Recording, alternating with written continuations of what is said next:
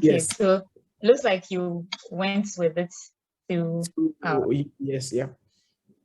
And then I became hall president again. In second year, I contested for hall president, JCR president, and I won. But then before then, I was already involved in SRC activities. What happened was that we were supposed to have the Physics Students Association of Ghana, and then no one was quite interested in that. So I was the one representing the physics department at SRC General Assembly meetings. So I was already involved in that. At our hall too, I think they say I was a noisemaker. Anyway, but it was quite interesting. Like, let's say those people who just disturb.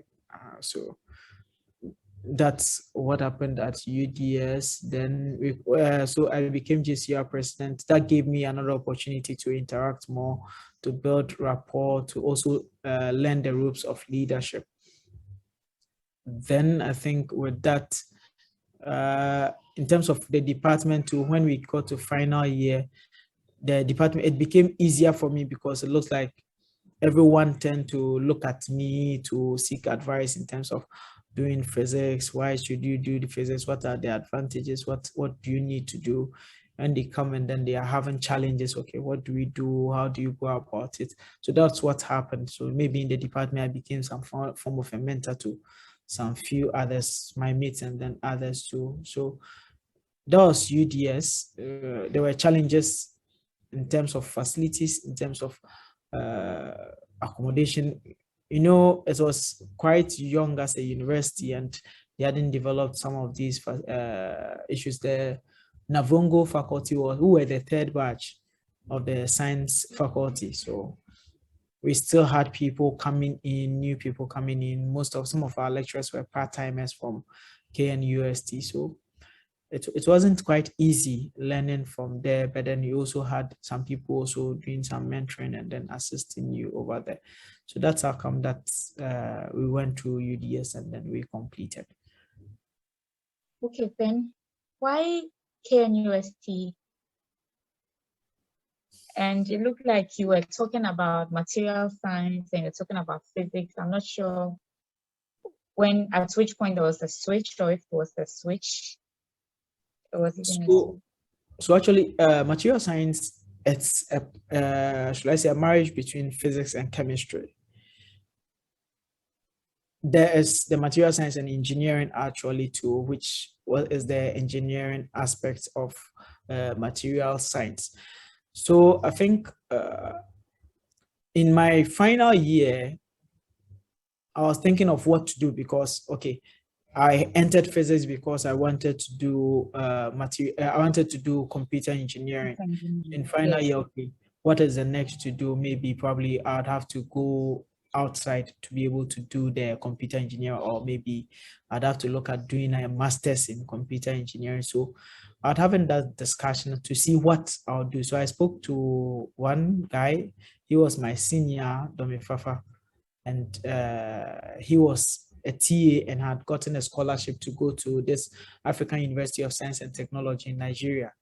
And he was going to study material science. So he was like, we were talking, he was my godfather, confirmation godfather. So we were talking, and then I was like, so I'm considering continuing with computer engineering and all those things. I said, oh, why not material science? I was like, what is material science? So then he gave me some tidbits. I also started reading about material science. I was like, okay, fine, maybe it's also a good point to consider. It's a new and emerging area. Why not consider that? But then I still hadn't fallen in love with it until when I was done, and then I was like, okay, now this is the time to make a choice. So I started applying to universities outside, and then also was considering, my dad asked me to consider locals. I was in KNUST as well, so that in case the foreign ones don't work out, I don't have to delay my time. I said, okay, no problem. Now I have a challenge. I don't like code. So I'm like, okay. I got one admission, but then we applied to Scholarship Secretariat for scholarship, and it wasn't coming. And KNUST, initially, when I made some inquiries whether I could continue with computer engineering, they said no, they didn't want to take people who had non-engineering backgrounds to engineering courses. So then I said, okay, why not? Let me look at the computer material science. So for KNUST writing for the MSc, you needed to write a project, a proposal.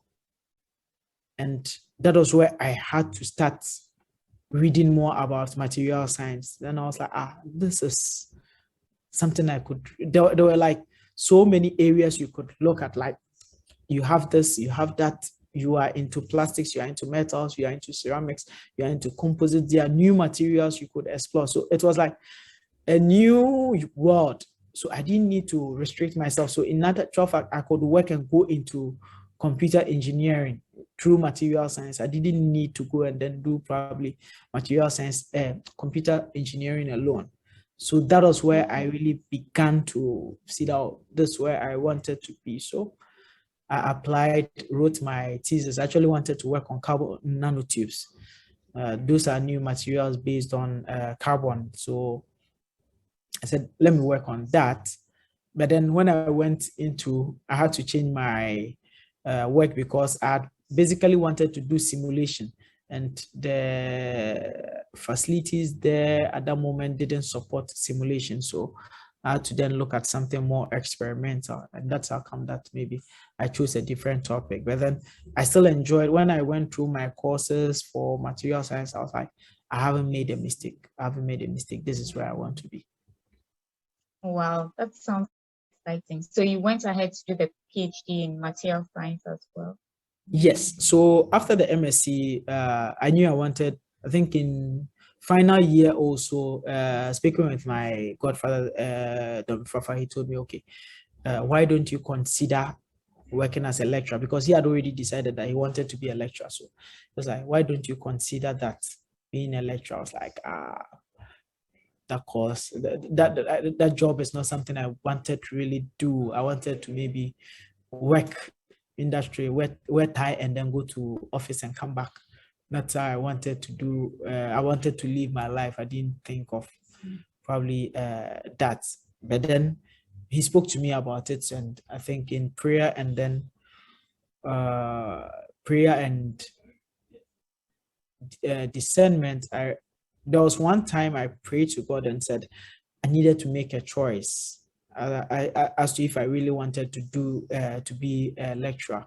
That's after university, first year, after first degree. So after one talk, then a friend came and said, but you have to be a lecturer.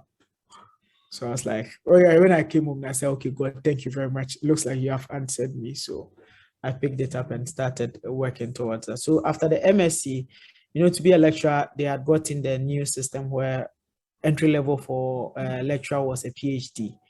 So that means that without the PhD, I couldn't enter. So then I had to, after I think 1 year after I graduated in 2013. So 2013, I bought the forms, and then 2014, I enrolled to start the PhD. So that was what happened, and then I started it. So for the PhD, yes, to do more research, but then basically to meet the basic criteria to be a lecturer. That was that was the major reason. Okay, and then how did the KNUST happen? Is it automatic that once you finish your PhD, your institution employs you? No, please. I think that's that's a testimony actually. So I've been trying to get to work with RMU. Reason being that I've been based in Accra. I actually wanted to base in Accra, wanted to work in Accra, wanted to work closer to my to church, so that I don't really need to stress myself about other things. So I really was praying to work with RMU, but things were not happening even after the PhD. So I think I went to KNUST to pick my after the graduation. I went to pick my it, and then they said it wasn't ready, so I should come back again in 2 weeks. So 2 weeks later, I went, picked it up, and then said, let me go and meet my former supervisor, who is now my boss, and said, okay. So I went, spoke with him, and then we finished. And actually, he knew that I'd always told him I wasn't going to apply to KNUST, and there were some issues, minor issues over there, which I felt and I also felt I didn't get it. I also felt I didn't get it because my senior colleague who had graduated didn't get it, and I didn't actually know the reasons why she didn't get to be employed, though she actually worked to be there. So I said, okay, I wouldn't stress myself over something which I may not get. Then when I came out, I met one colleague who had finished MSc with, and he had started his appointment. He was like, so won't am I coming? I said, coming when? Then said, oh, won't I join? Am I not, haven't I applied? I said, apply to where? I said, oh, the department. I said, no, I haven't applied. I said, oh, why not? I told him I will discuss the issue. I said, look, apply. If you get, fine. If you don't get, fine. After all, you don't want it. So if you don't get, it is what you wanted. If you get, then you decide whether you want it or not. During that period we were planning towards the ordination at our church. We were hosting the first ordination, I think, at our church. So, and I was the chairperson, so it was quite a tough time. And all my prayers were, God should just give me a full-time employment. And so I'd worked on it. You know, I'd applied to University of Environment Sciences. Yes, I remember that one. And I wasn't getting any news from them. So I was like, God, please answer that for me. So I applied to KNUST. Then the following week, I was called for an interview at the departmental level. So we went, and after that, I was like, my boss told me, oh, you get it. Because I'm the only person in material science at the moment, and we need more people. So you will get it. I was like, this is all political talk. So I was there, I think, a month after. I was there, then my friend called me and said, have I received my appointment letter? I said, no. I said, oh, they've allotted courses to me. I was like, allotted courses to me when I've not even been employed. How does that work? So he said, oh, if they've allotted courses to me, and then that means that it's a done deal that I would come in. I was like, okay, until I have the appointment letter, I don't think that will happen. So I think a week after I went for the college interview, it was quite interesting. We had a lot of fun discussions. Then I think a month after, I went for the university appointments and the promotions committee. That's the VC level interview. That was also successful. I think a few weeks after I received my appointment letter, I reported to work and then started working with KNUST. It was quite difficult whether I was going to go with them or I was going to stay because I didn't actually move. But then during that period, UESD called. They called. Oh, finally. Yeah, they called.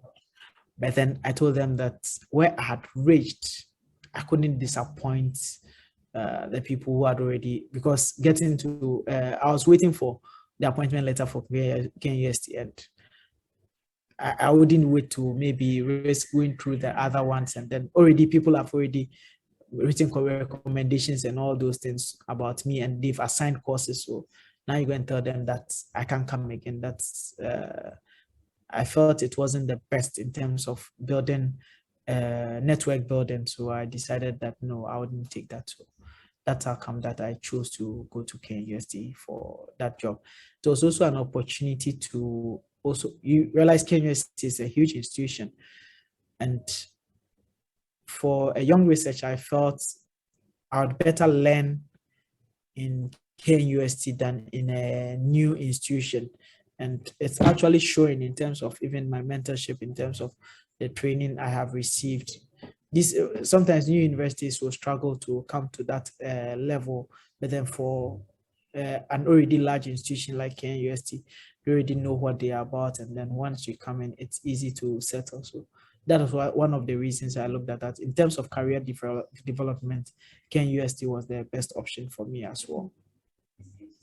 Okay. Wow, that is a really beautiful story. Thank you very, very much for sharing that. But I realized that as you were talking, right, one thing that kept coming up is all the leadership roles that you have had at one point or the other. You talked about being a sacristan, being an organizing secretary for past, like as early as in your second year, um, chairing an ordination planning committee. I thought those were usually for gray-haired people, but you don't have any gray hair as yet.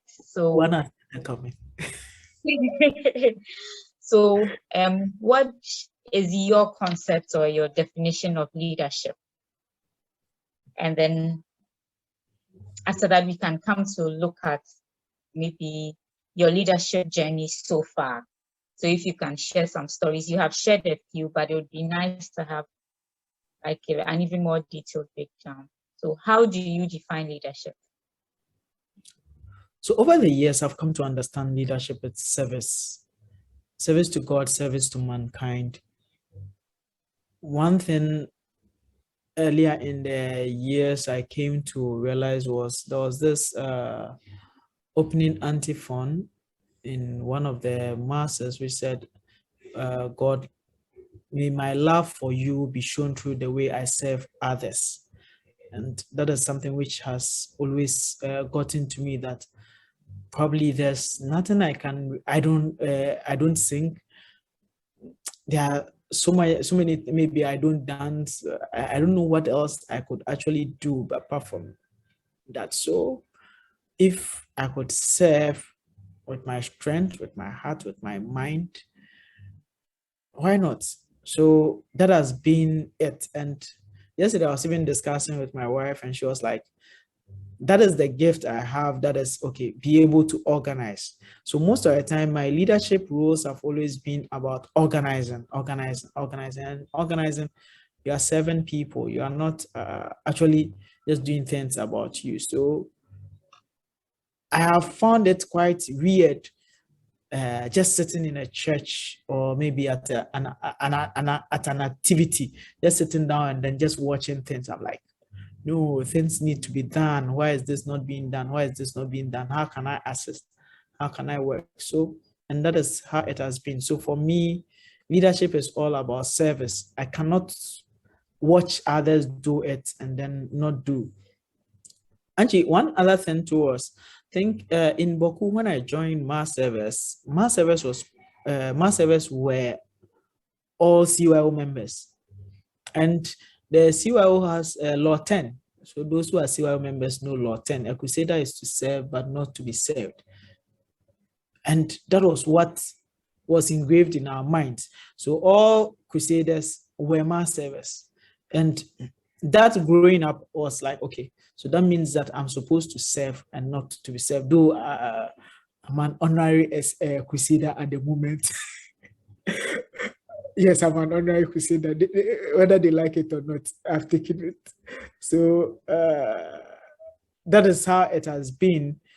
Just service to God, service to man. Whenever I'm serving, I realize I'm quite happy. I enjoy serving. That is what I'm passionate about. So, and that is what works. So sometimes people ask me, how do you do it? I'm like, I don't get tired doing what I love. I don't get tired doing what I like. I love. Like, that is it. That's my passion about it. So that is what defines leadership for me. Okay, wow. Thank you very much. So even before we go through the stories, right, you mentioned service to God and service to man. What are some of the other leadership traits that have, in a sense, run through your leadership life? Do you have any stories to share on those, some of the other traits? Some of the other traits. Yes, other leadership traits. Yes, that's how. Okay, so I think one is loyalty. Loyalty. I have gained a lot from loyalty, in the case that most of people who have mentored me, because I've been loyal to them, they have always been there for me. Anytime I need something and I go to them, it's easy for them to do it for me. Even at church, there are certain people immediately you just go and then ask them, okay, because at every point in time they realize that, okay, I've been very loyal to them. It's easy for them to do to support. Honesty and integrity are quite key. Everyone who discusses issues with you is expecting that you give an honest answer.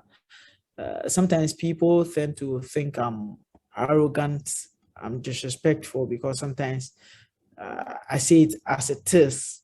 I'm trying to add the diplomatic bit, but then it just comes out as it is. Because most of the time, once I'm commenting about something, then that means it's because I'm passionate about it. If not, I'll just let it slide. So people tend to realize that, okay, this guy is would say it as it is in an honest and frank manner. And these are some of the things which I pick in terms of integrity. I always tell people that that is something which I cannot throw away. It's not something which you can purchase. It's something which takes a lot of time to build. So in terms of my dealings with people, I try as much as possible to make sure that my integrity is intact, so that tomorrow someone does not get up and say, probably, this is what you do. This person, once that integrity is lost, you lose that respect.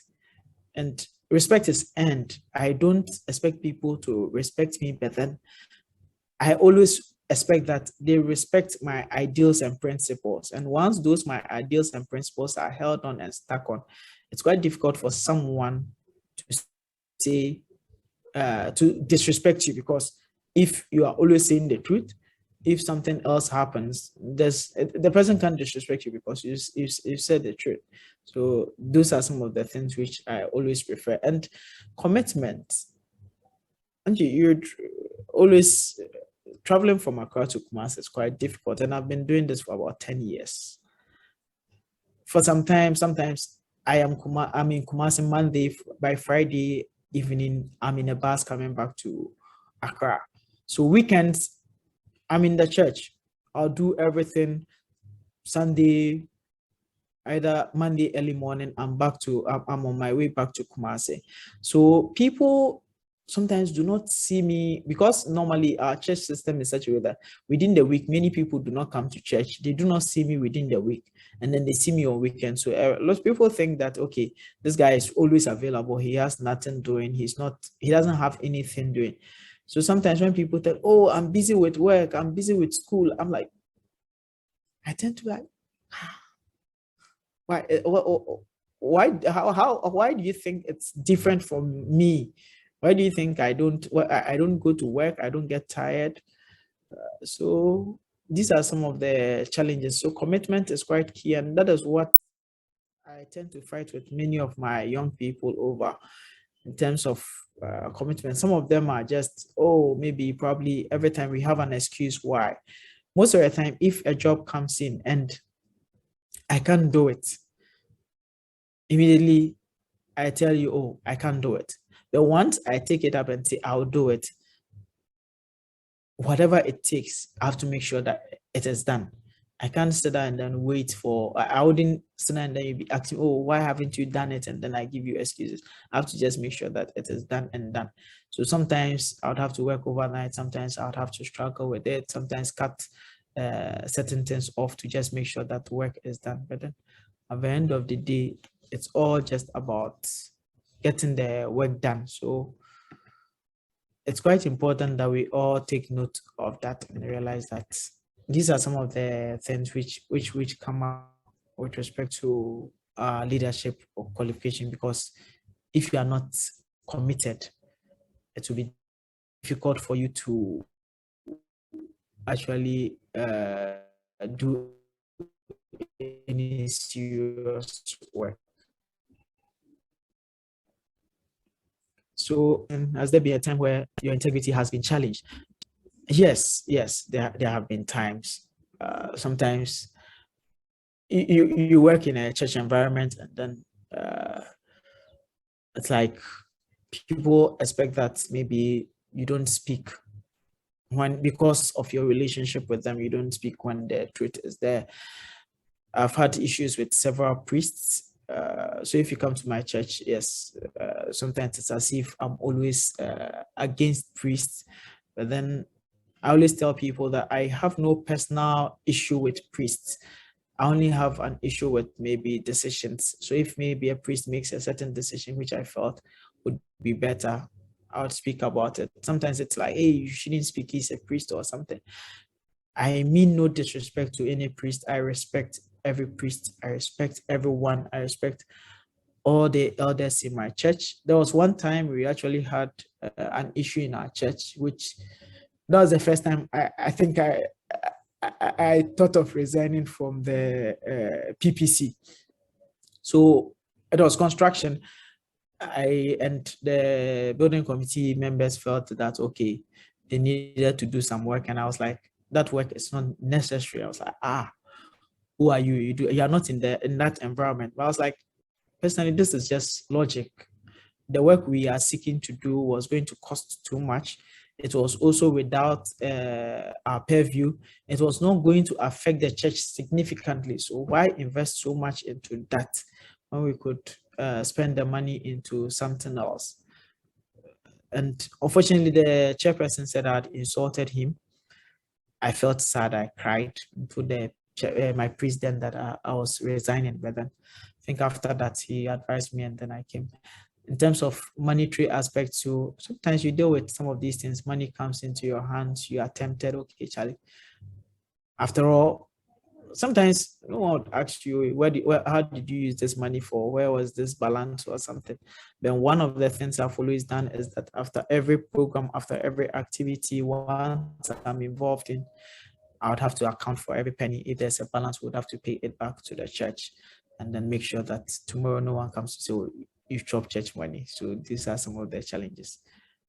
So from compound overseer, I think right now one of the latest roles I know you are doing is you are the chairman of the committee that is preparing the youth of Accra to go to Portugal next year. So I know you were a grand knight 2 years ago. So if you could just walk us through your leadership journey, like maybe right from beginning till now. Are there any significant stories? Okay, and then so you could perhaps just do some maybe achievements as well.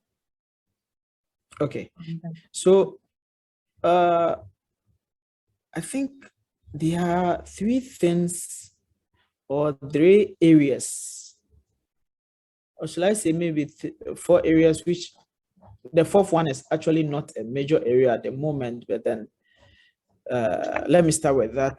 Yes, hopefully I'm active into politics, yes. And sometimes if you follow my Facebook page, you would see the political tone wasn't leanings with that. I keep on telling people that, and sometimes it's like, okay, immediately you start politics or you are interested in politics, you do not need to be active in church. I tell people that I want my church people to hold me accountable, such that if you find me one day, maybe mounting a platform and then I speak and they are lies, when I come to church, you should be able to approach me and say, Linus, how can you go and lie like this? Yes, I want people to be able to hold me accountable. So that once I'm even on a podium, I know that, okay, my priest is listening. So if I make any mistake, that person will hold me on. And someone has already promised me that. Father Hansen told me that he will match me boot for boot. So I should make sure that I live to what is right. So I think that is something which I'm looking towards, I'm working towards, and then I pray if that's God's plan, I should find myself there. Then there are the youth, the CCR, there's Marshall, Knights and Ladies of Marshall. So I find myself quite actively engaged in all these areas as well.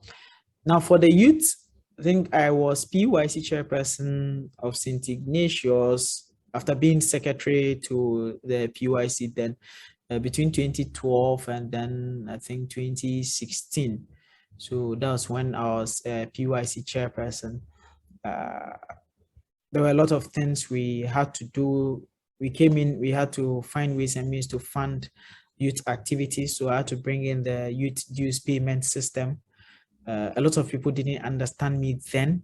I think now they understand why we had to do that, because I believe if they had enough funds, if the youth at the moment have enough funds, it's easy for them to be able to organize and push for certain programs without having to go back to the priest and then people donors again. So I started with that. For Osudinri, I was secretary. I was actually the first Dinri secretary of Osudinri when the Dinri was created in 2010, and then also became the vice chairperson between 2012 and 2016 and 2018. And that's when I became the vice chairperson for Osudinri. I've worked actively with respect to that contributing. Actually, when we started, we needed, people complained about minutes delaying.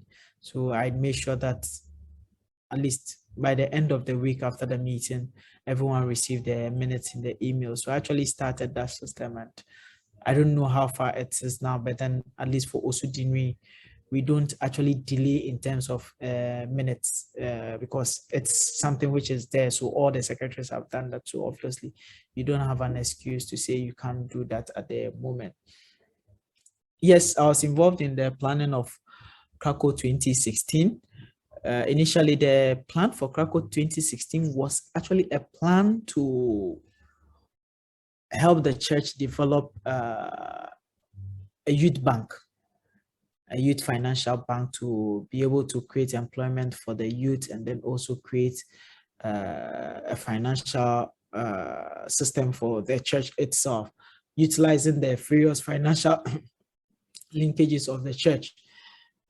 It was something I felt that we should work towards. I submitted a proposal on that. And then later on, it was like, okay, how can we utilize that? So in the discussion, then Brazil 2013 happened. Then we decided to develop that the plan for Kweku 2016 based on the youth fundraising and all those things. So because of that, thanks to Charles too. Charles was quite forceful on that. And we pushed, and we were able to get a break, create the break in terms of Accra going on their own to Kweku, and added the I think the tour aspect. Formerly, it was just more about the World Youth Day, but then this time we added the tour aspect. So that is how come that people went to Rome, then they went to, I think, you went before going to Poland. So I think there was that enjoyment over there. Angie enjoyed herself very well. As at that time, I didn't actually have I didn't know Angie then. I had heard the name, but I didn't know her. So when they came back, then we thought of, okay, what is the next? USA came in, but I think based on the same model, USA came in. Then that was 2019, I was approached again by the Archdiocese chairperson, Tony, and asked, okay, what can we do with respect to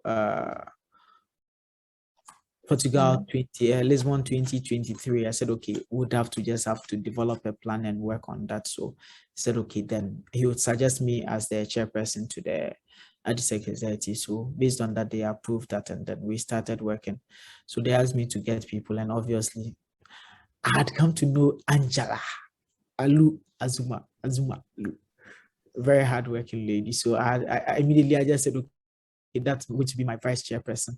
Then got in other friends as well. The deans also sent other people to assist, and I believe we are working feverishly to make sure that we can send a greater number. Our target is to get 100 people to Lisbon 2023. We are looking at going to Paris. We are looking at going to France. So there's going to be some tour in France. We are looking at Paris, and then looking at Lutz. We are looking at Spain. We are looking at Portugal itself.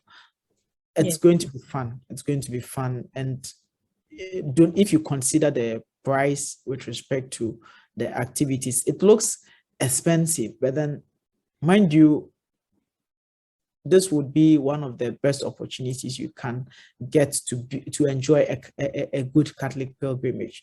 So I'd want to encourage many of us who are thinking that, oh, it's expensive.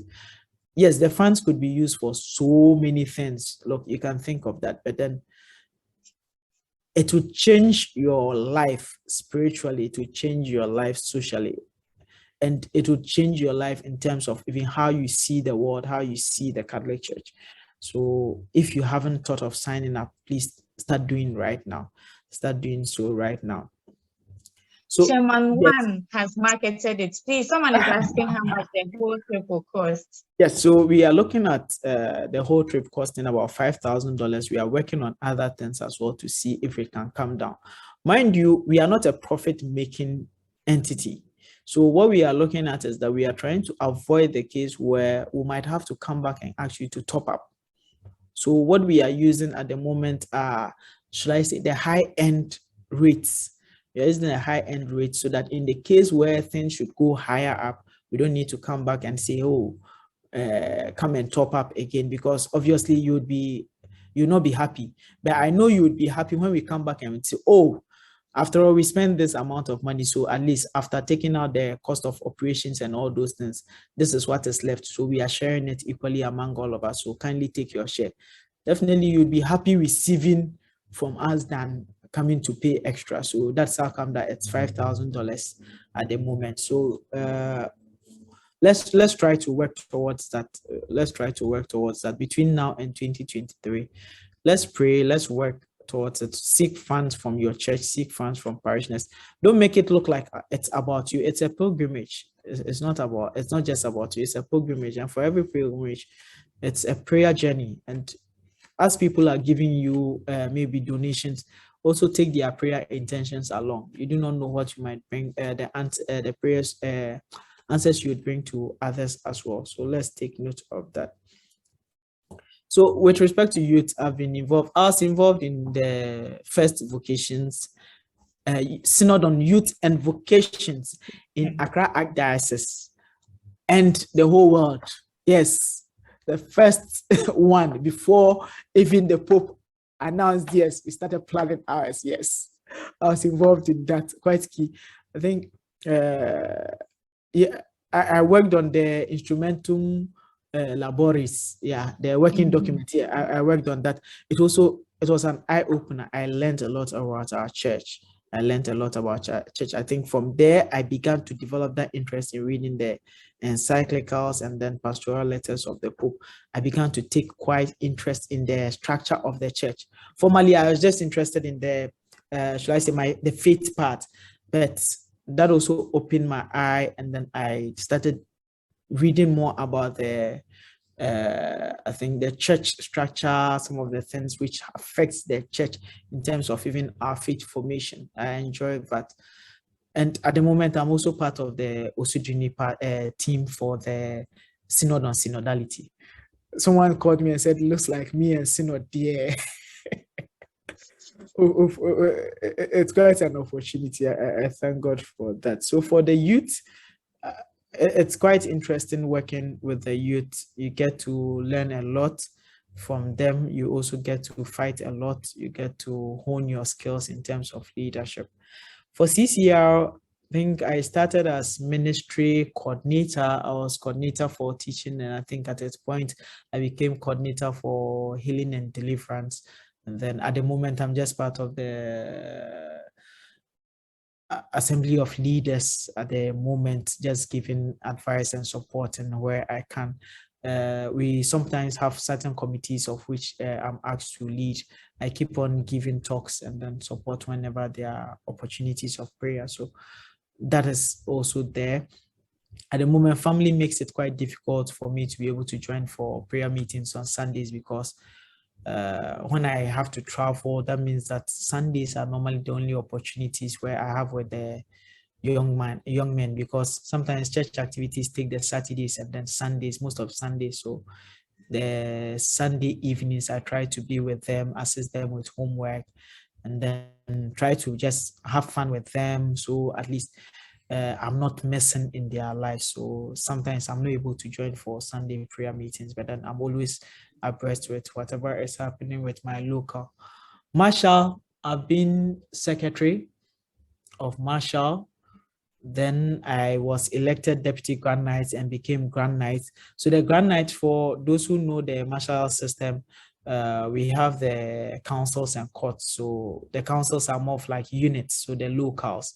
So I was in the chair, the Grand Knight, who is like more of like the president for the Teshinungwa area. So all the catchment areas in Teshinungwa, so St. Anne and Joachim, St. Martin of Tours, St. Anthony, Our Lady of Perpetual Help, and then St. Ignatius, all the martial lands over there. We are in one council and court, and I was the president for that. I think I am going to be the youngest person who has been Grand Knight for a very long time. Yes, because I was with the age when I calculate for a very long time, maybe for about 10 years to come, I would be the youngest person who have been who was Grand Knight at that age. So, and I think it was quite an opportunity. Working with martial, those of us who know martial arts very well, you have the seniors and you have the juniors. You have people who are of your age mate and you have people who are older than you. It is a quite difficult position. It's very administrative as well. You are dealing with the national level, you are dealing with your regional level as well. And everyone tends to feel that, okay, they have their powers and you are managing opinions, you are managing people's egos as well. And people have been before you and they are your seniors. So sometimes when they advise you, they assume that, okay, that advice has to be taken. And as a young person, I was leading people who, many of them were older than my dad. Some of them were older than, majority of them were, I can say maybe 60% at that time were older than me. So you need to manage that aspect as well, because you do not speak. Some people would not take it kindly when maybe they feel that you've disrespected them. So managing them wasn't quite an easy, at least that was also quite a challenging point. It was a challenging point. At certain points, people would come in with what they think and you'd have to also go and research. And I always told people that I had to know what I was about so that I'm not played around like a football. And so one thing I like is after my leadership, when people meet me, they appreciate my role in terms of leadership. I was very clear cut. Whenever activities were going to be there, I would plan it. In terms of times at meetings, I made sure that I spent less time.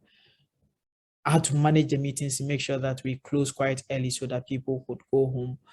To build camaraderie around friends and everyone, we needed to make sure that at least everyone felt belonged to and no one felt far away. So you had to relate very well with others. And I started by instituting the MAN group so that we could use that as an opportunity to reach out to others. So through that, we were able to get people who had relapsed from being martial, wasn't from coming to programs and meetings to come back and then be active. It was quite enjoyable. It was a good journey during that period. At that point, when I think I became Grand Knight, my wife was pregnant as well.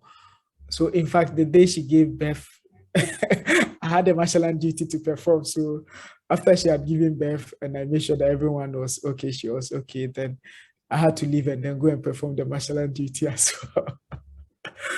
It was quite tough, but then these are some of the things which duty sometimes tend to call, and she's been quite supportive. I have to talk about that. The roles I play, what I have done so far, where I have reached.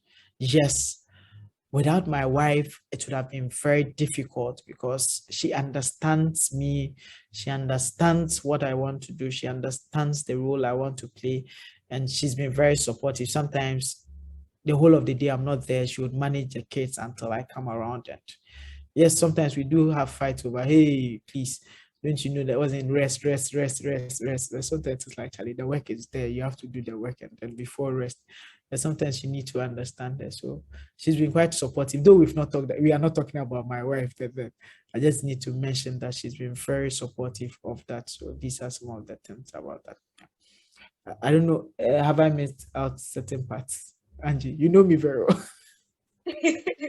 No, you haven't missed out any. But I think what I'd like to ask is maybe what advice do you have for young people who are coming up in terms of how to manage, because it seems to be a lot that you are doing. I think you can see even from the comments, the man of many sides and all of that.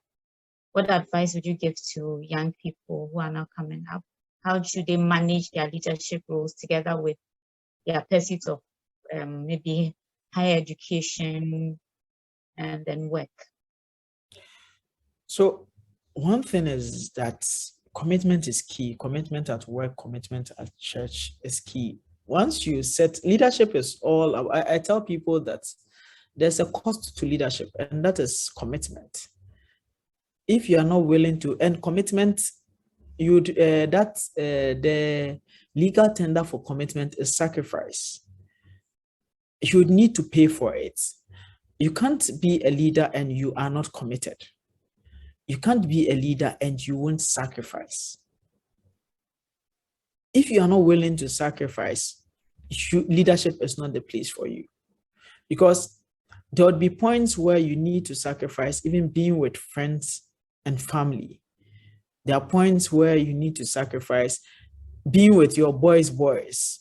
There are points where you have to sacrifice sometimes certain things you want to do just for the sake of leadership. We didn't talk about this, but then, you know, Angie, at a certain point, family and church took away quite some substantial time I could have used to work on my thesis for me to graduate early. But then the family called. I needed to do family stuff. I think I needed to be there with my family. Then I also there were church activities I was doing. Sometimes you are coming to sit down and there's so much work from the church you are going to do. So sometimes you sacrifice some of these things. You have to manage in between. So I'm like, okay, maybe this I can do, this I cannot do. And it costs. So sometimes someone was like, it took you 6 years maybe to complete. It was because there were certain things which maybe someone wouldn't take into consideration. Someone would be like, oh, church work there, let me go and get my PhD because that was what I needed. So forget the church work and then just focus on your work. Maybe forget family and then focus on your work. At certain points, I was telling people that even if I knew this was how the PhD was going to be, I wouldn't have married before doing it. Initially, that was my plan, actually. I didn't want to marry before doing it. But then God has his own ways of doing stuff. But in all this, now when I sit down and then look backwards, I feel it's worth it. It's worth it in the fact that graduation, I got to celebrate with my family. I got to celebrate with a wife. I got to celebrate with 2 sons. I got to give them something worth it because I wore my graduation gown with them. At certain points, one was holding the cups, one was holding that thing people put around your neck. And I feel that anytime they should pick this picture up in future, they feel I have a tax. Not maybe probably to get a PhD, but then at least to achieve something. At church, I'm happy, yes, it's not everyone who would like you, but then when you mention maybe my name, you'd have people who would also say, this guy is a great guy, he works hard. So if today wasn't tomorrow, my family is there, and the church has really shown a lot of support. When my sister passed away, the church really showed support to me. I was like, wow. On my wedding day, I was really surprised at the numbers of people who were there. And all this shows that, look, all the things you keep on doing for the church, people will not talk about it, but people appreciate what you are doing. And those are some of the things you need as a young person need to focus on. Most of the time, my challenge even with my church youth is that they want everything to be rosy for them. They just want everything to be, they feel like, okay, probably there's no need for sacrifice. There's no need for commitment. There were certain times I'd have to beg for permission at work and then leave to come to church, maybe to come and set up the place for a program. Today you have friends, you have young people, and then you say, oh, there's this program. Oh, I have to go to work. I'm like, you could have asked permission from your boss. Did you try asking permission from your boss? Oh, my boss wouldn't have given me. You didn't attempt. At work, my boss knew that I was very active at church and would support me, because once I give him the time, I'd make sure. I'm not saying that run away leaving the work. So if I know that maybe probably today is Friday, I need to leave work quite early, maybe because we have a program at 6, and I need to be there maybe by 4 to set up, and work will close at 5. I would go in early. By 6 a.m. I'm at my desk. I'll work and complete all the work. Before then, I would have even told my boss, so all the things I need to do on Friday, he has given them to me. I've finished them. So by 3 p.m., I'm done with my work. And then I proceed. That was when I was doing national service. But today you'd find more young people saying, oh, we can't, this excuse. Now you see, check the other churches. You might talk of the ICGC, Lighthouse, and the rest. In the evenings, young people go for their programs. Young people are part of their organizing programs. Why? Is it that they are not working? They are also working. It just looks like some of us are not willing to really pay for that cost of commitment. So we tend to find leaders who are I'm just saying some, not all. There are some of the young people there who are really doing marvelous. And when I see them, I'm happy with them. Such people, when they come, I'm willing to go all out to support them. I think if you want to be a leader, the benchmark is commitment. If you can't be committed to that leadership position, forget it. It won't work for you. There's nothing, because you can have integrity, you can have everything, but then without commitment, all these things will just come down to zero. Both of thanks for all those who have been supportive along your journey. You've mentioned your wife already and appreciated her. So you don't want me to mention my wife again? No, okay, sorry, you go ahead. Okay. Oh. Just come and say hello. Oh, come and stand behind. Oh, don't worry. If she doesn't want to, we'll come and meet her. And you've given her free way. Anyway, so as I was saying, yes, my wife, number one, she's been quite supportive of me in terms of everything I do, managing work, managing family, and then going around. Sometimes when things happen, I hear bad things about me being said, I'm not able to tell her. The reason being that I feel she might sometimes feel hurt about it. So I just keep quiet and say, Charlie, it's not necessary. So, but sometimes she gets to hear it and then she's like, why did like, Charlie, it's part of the work. You just accept it and then move on. My parents as well, my dad and mom have been quite supportive of me in terms of supporting me financially, supporting me even in terms of the work I do. My mom was the person who held my hand and took me to CYO. So everything about my church life actually began with her. She's been very encouraging in terms of my church work. She was hoping I'll become a priest, but then things didn't happen that way. So actually, my dad also thought I was going to be a priest. He thought, I was like, anyway. So when I was at a point when I had to introduce her to, I was like, I think I'm going to be a priest. Anyway, so I think I would appreciate them. My sons as well, Hilary and Alvin, have been very supportive. Sometimes when I tell them, please don't come and disturb me, I'm doing this. Okay, all right, daddy, bye-bye, daddy. It's quite good.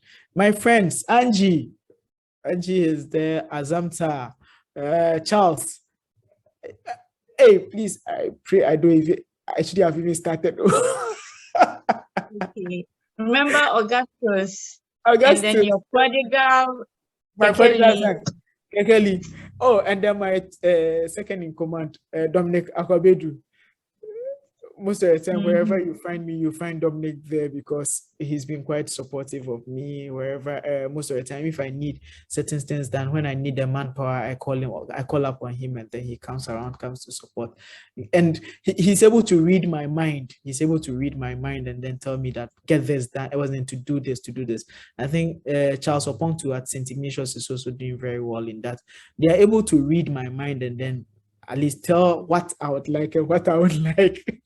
Because sometimes the other thing is that, should I say, I have a short fuse. So sometimes when things are not going on very well, I'm like, hey, get it done. And then, so sometimes they understand me and then they're able to manage me and then get things done. So I think all these people have been very supportive in terms of mentors. The late Dr. Deku, Komla Deku, has been quite supportive of me. He really taught me a lot. I remember sometimes when I write minutes and then forward it to him, he would send them back with tracked changes. I think there was one time he said, look, right now your minutes level has reached the standard, so you don't need to send them to me for corrections. I think that was when I think I felt I had gotten to that point. Dr. Anthony Chepo has also been quite supportive of me. There are so many people. My uncle, Mike Otu, he also, in terms of my academics, started me very well when I was quite young. And I believe so many people. I tend to say, look, my world is like a lot of if you look at the star, you look at the sky at night, there are some stars which are a bit brighter, some which are dim. That's how my world is. You have so many people. There are some people who are more prominent at certain points. There are some people who are less prominent at certain points. But all these people tend to support me. And I believe that for any leader, without that backbone of support, you'd break down. There are certain things sometimes I call Angie, can you do this? Can you do that? So it's like sometimes it's like I'm doing everything. But I tend to have people who I can call and say, do this for me, do that for me. And it's also because of the relationship I've built with them. When they also call, I have to also make sure that I do that for them. So build a very good network, build a very good system of support so that anytime you need help, you are able to reach out to these people as well. So that's what so far maybe my vote of thanks would be. And thanks to Mr. Daniel Pubi for this opportunity. When Angie told me, I was like, why me? What have I done? I haven't done anything, because when I looked at the people who had come before me, I was like, you can bring someone like my boss, Professor Jerry Konyo, who is the head of quality assurance unit and planning unit at KUST. I'm like, next is me, who is just maybe just entering the system. It's quite something else, but then I believe it's all grace. We thank God. I think I have to also thank God very much for all that He continues to do for me. I know maybe it's not at the end, but then I believe that there are more things to be done, and I continue to thank Him for that. Amen. Amen. Amen. Thank you very, very, very much. This has been really interesting. I've learned a lot. So, in the name of the Father, Son, and Holy Spirit. Amen. Amen. Father in heaven, thank you for this time when we have sat with Linus to listen to his leadership journey. We pray that just as we called many young people in the Bible, that his story would also be inspiring for every young person who would watch this video, that they would also grow up to serve in your vineyard and to be truly committed to your service. In Jesus' name we prayed. Amen. Amen. In the name of the Father, Son, and Holy Spirit. Okay, so from all of us at HiCat, this has been another leadership journey that we have brought to you. We start this evening with Dr. Linus, who is so tiny. I'm sure that at KNUST he's mistaken for a student many times, but that's, that's part of what makes this story so inspiring. And we pray that you would continue to grow your own leadership journey and your own leadership skills. Continue to watch our YouTube channel and join us on other social media platforms. So our YouTube channel is Daniel Kubi. Then you can follow the HiCAT community on Facebook as well. We have many programs that are targeted at helping you to grow your leadership journey. You can also join us every Saturday at 8 p.m. There would be a video where you learn about some aspects of leadership that you can grow in. So thank you all very much and good night.